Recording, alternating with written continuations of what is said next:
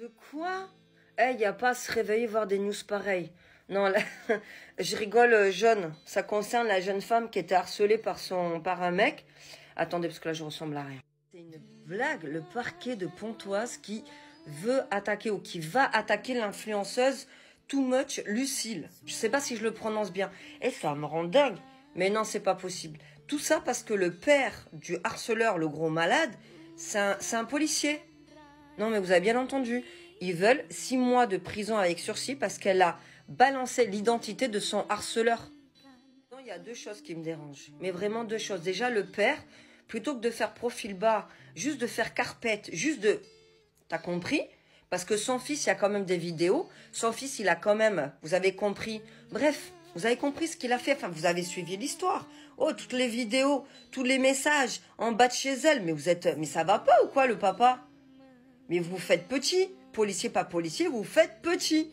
Parce qu'à un moment donné, cette jeune fille, elle avait déposé des plaintes, elle a demandé de l'aide, caduc, nada, chicho, personne lui a répondu, elle fait quoi, elle attend?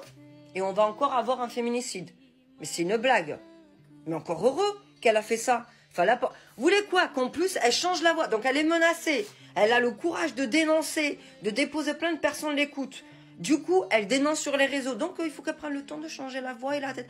Parce que je suis pour qu'on ne donne pas les données personnelles. Hein. Attention, c'est illégal. Je vous rejoins sur ce point-là. Mais là, c'est un cas de force majeure. C'est un cas de force majeure.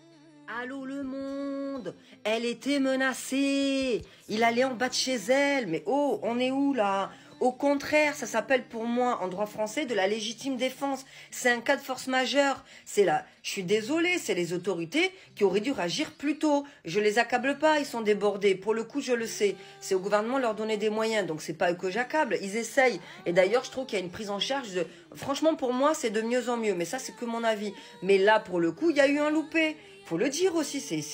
Oh, et l'autre, le papa, il dépose plainte. Ça va? Ça va, tout va bien pour vous, monsieur? Vous envoyez des fleurs à la jeune fille. Vous excusez d'avoir mis au monde un fils pareil. Et votre fils est prison, case psychiatrie, en fait. Il n'y a pas à débattre avec des individus pareils. Mais vous n'êtes pas bien, vous. Vous avez peur pour la vie de votre fils, maintenant. Ben, vous auriez dû d'abord avoir peur pour la demoiselle. Maintenant, le deuxième point, c'est le tribunal de Pontoise qui requiert 6 mois avec sursis. Pour le coup, quand il y a un dépôt de plainte, le tribunal, il est obligé. C'est comme ça. D'autant plus, c'est un policier. Par contre, moi, ce que j'attends clairement... c'est le classement sans suite. Je l'attends avec impatience. Je mange mes pop-corn et j'attends là. Parce que, mais je vous dis ça, je vais l'avoir comme ça. Parce que ils sont obligés de la poursuivre, ok, mais ils vont pour moi faire un non-lieu ou un classement sans suite. Là, c'est un cas de force majeure. En fait, dans une autre affaire, bien sûr qu'il faut poursuivre la personne. Je vous promets, il ne faut pas donner les données personnelles. Il ne faut pas faire ces choses-là. C'est interdit. Et là, par contre, il n'y a pas d'excuse. C'est interdit. Sauf que la jeune fille avait déposé plusieurs plaintes. Là, c'est un cas de force majeure, c'est sa vie qui était en danger. Par contre, dans toute autre situation, je condamne la divulgation de données personnelles. Ça, c'est clair, net et précis. Ça ne passe pas avec moi. Je vois plein de vidéos, à chaque fois, je dis non. Peu importe qu'elle ait tort ou raison, ce qu'elle a fait, elle s'est mise en tort. Mais là, c'était une question de vie ou de mort. Elle était tétanisée. Elle n'avait rien d'autre comme choix. Elle a prévenu sa famille, ses amis, la police, tout le monde.